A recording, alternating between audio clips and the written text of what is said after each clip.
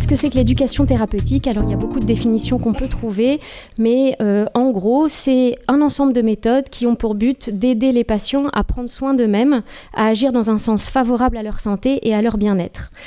Je ne vais pas vous faire de la politique du tout, mais je vous ai juste mis cette citation d'un président en exercice il y a déjà bien longtemps et qui parlait et s'intéressait déjà à l'éducation thérapeutique et en disant ce qui est vrai, que ça permet aux patients de mieux comprendre sa maladie et son traitement et que l'éducation thérapeutique est un facteur déterminant de notre état de santé. L'éducation thérapeutique doit s'inscrire dans le parcours de soins du patient. Ça fait partie d'une loi qui date de 2009, voire même antérieure à cela. Parce que un patient, il est de plus en plus véritablement acteur de sa santé, il s'y intéresse et surtout quand il a une maladie chronique et il est en droit quand il a une maladie chronique de se poser un certain nombre de questions du type qu'est-ce que c'est que cette maladie ? Est-ce que c'est grave docteur ? Quand est-ce que je dois consulter ? Est-ce qu'il y a des urgences qu'il faut que je connaisse ?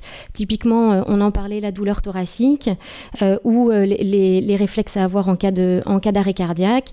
Est-ce que j'ai un traitement à vie, ah bon, est-ce que c'est vrai ? Mais oui, mais quels effets secondaires je vais avoir de mon traitement ? Et puis, nous, il va falloir désamorcer un certain nombre d'idées reçues que les patients peuvent avoir. Et tout ça débouche en général vers des projets de vie plus ou moins bouleversés du fait de cette maladie. Alors, un patient, c'est effectivement surtout un projet. Enfin, souvent, tout patient a forcément un projet, forcément plus ou moins bouleversé par sa maladie chronique. Et l'éducation thérapeutique est là, c'est-à-dire un ensemble de méthodes, de recettes dont on a tous plus ou moins le secret. Chacun ses techniques. Il n'y a rien de très codifié. On est plus à l'aise avec un certain nombre de méthodes que d'autres. Mais en tout cas, l'aboutissement final de l'éducation thérapeutique au cours d'ateliers, on appelle ça des ateliers, et l'amélioration de la qualité de vie avec un patient qui est zen et serein vis-à-vis de sa maladie. Alors, quels sont les programmes d'éducation thérapeutique au sein du service de cardiologie ?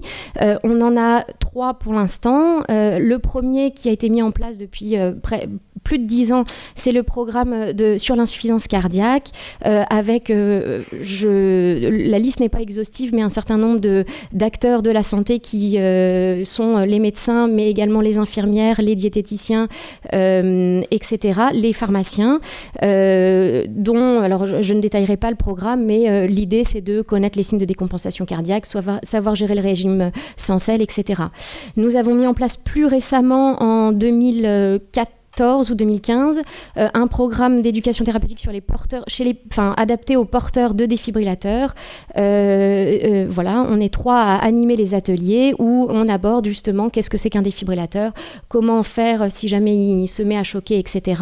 Et bien sûr, nous abordons l'idée de bien vivre avec ce défibrillateur. Plus récemment encore, il y a un programme, M. Montalesco en parlait, d'éducation du patient sur la fibrillation atriale et sur son traitement anticoagulant, avec là encore un certain nombre de soignants impliqués dans ce programme qui traitent des symptômes de la fibrillation atriale et de tous les enjeux du traitement anticoagulant. Et puis, je ne peux pas, lors de cette réunion annuelle d'Action Cœur, ne pas vous parler de la recherche qui tourne et qui gravite autour de cette éducation thérapeutique. On a une étude randomisée en cours sur les ateliers des porteurs de défibrillateurs. On a un suivi prospectif chez les patients qui ont eu l'information sur la fibrillation atriale. Et on aimerait en projet mettre en place un certain nombre de techniques de télémédecine pour monitorer le patient à distance, comme c'est dans l'air du temps d'ailleurs. Et puis, l'éducation thérapeutique est en train de s'infiltrer petit à petit vers la génétique.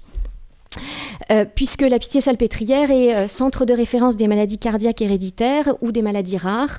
Alors, qu'est-ce que c'est qu'une maladie cardiaque héréditaire ? C'est une maladie qui est d'origine génétique où, en quelque sorte, vous avez une faute d'orthographe qui s'est nichée sur le code génétique et qui, du coup, peut se transmettre de génération en génération, comme on le voit mal d'ailleurs sur cet arbre généalogique où vous voyez au sein d'une même famille plusieurs patients atteints de la même maladie cardiaque héréditaire.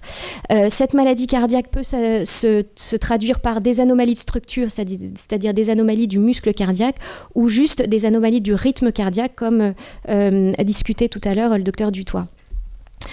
Ça peut être, alors les anomalies de structure, ça peut être typiquement donc un muscle qui est trop épais ici, ça c'est un muscle normal avec les deux ventricules, ici il est trop épais, ça s'appelle une cardiomyopathie hypertrophique, ou un cœur normal, mais le problème se situe au niveau du circuit électrique du cœur, où au lieu d'avoir cet électrocardiogramme qui ressemble à ça, vous avez cet électrocardiogramme qui est typique de ce qu'on appelle un syndrome de Brugada.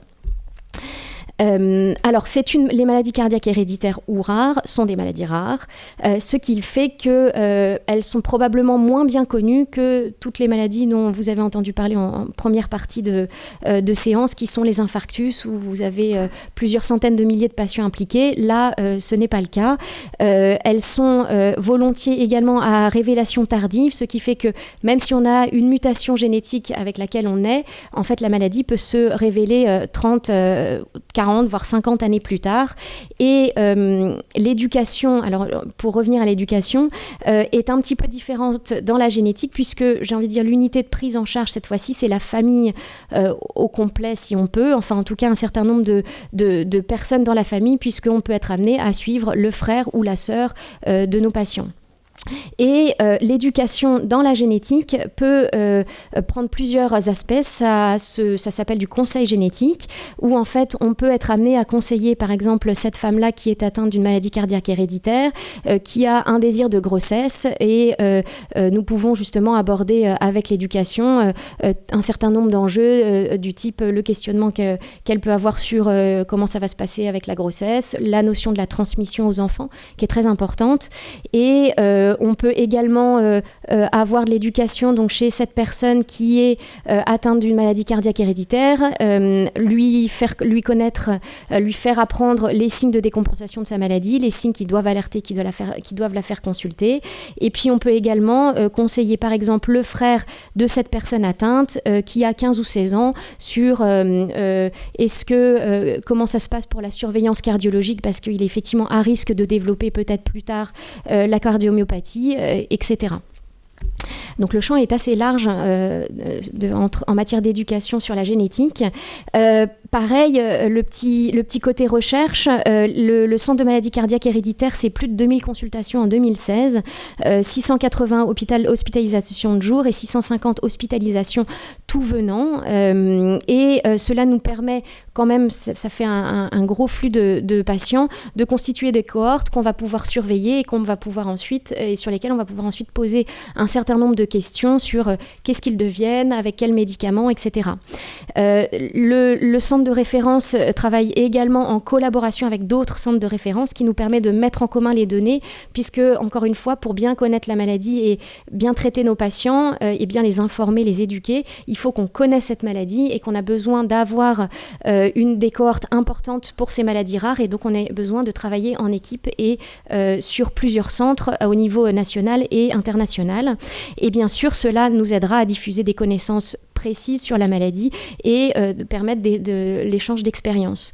En termes d'éducation, nous sommes en ce moment en train de travailler sur la réalisation de supports d'information pour les patients, notamment mineurs, qui sont concernés de près ou de loin par les maladies cardiaques héréditaires, soit parce qu'ils sont atteints de cette maladie cardiaque héréditaire, soit parce qu'ils ont un parent ou un frère ou une sœur atteint de cette maladie cardiaque et qu'ils se posent des questions. Et on aimerait bien mettre en place, on va le faire d'ailleurs, mettre en place des supports d'information avec un discours notamment adapté pour les enfants. Au total, vous l'aurez vu, l'éducation génétique s'articule en tout cas en cardiologie à la Pitié autour de l'insuffisance cardiaque, des défibrillateurs, de la fibrillation atriale, de la génétique, et que tout ça, c'est coordonné par une équipe multidisciplinaire avec des docteurs, mais pas que, et je vous remercie de votre attention.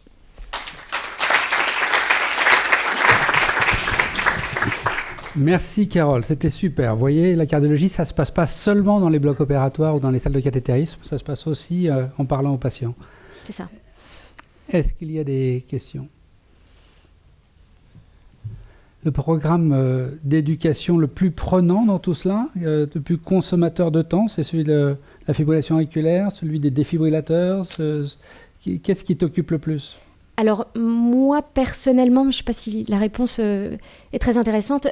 Moi, c'est les porteurs de défibrillateurs parce qu'il y a l'étude randomisée qui me prend du temps et l'animation il y a 2 ateliers, donc l'animation des ateliers prend du temps. Après, je pense dans le service, à l'échelle du service, à mon avis, effectivement, c'est la fibrillation atriale parce qu'il y a plusieurs ateliers, il y a des réunions collectives, il faut organiser ces réunions, convoquer les patients, les faire venir, recueillir le questionnaire de satisfaction parce qu'on essaye de toujours s'améliorer en fonction de leurs remarques. Et puis il y a aussi les infirmières qui, au jour le jour, viennent au lit du patient expliquer le traitement anticoagulant, qui éventuellement font une piqûre de rappel après à distance. Et je pense qu'effectivement c'est la fibrillation atriale qui prend un peu plus de temps.